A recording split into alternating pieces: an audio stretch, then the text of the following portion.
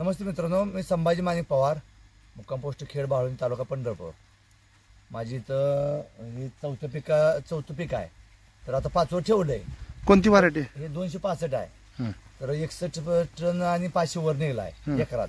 तर आता 5वं पीक ठेवलंय. जरा तुटाळ आहे, तर तुटाळ लावण्यासाठी बायोफिटचं यन आणि स्टिमरेज ह्याचा वापर करतोय.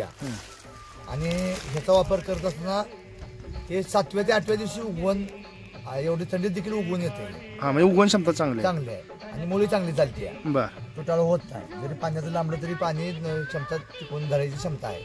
आणि याचा फायदा आणखीन एवढा आहे की आता ही माझा ऊस आहे एवढा 1 गुडघ्याला आलाय, 1 फुटावर आलाय. परंतु ही मागणं त्याच्या बरोबर येणार त्या स्टिमरेज मुळाने येणं, म्हणजे वाढ फास्ट होते. हो, वाढ.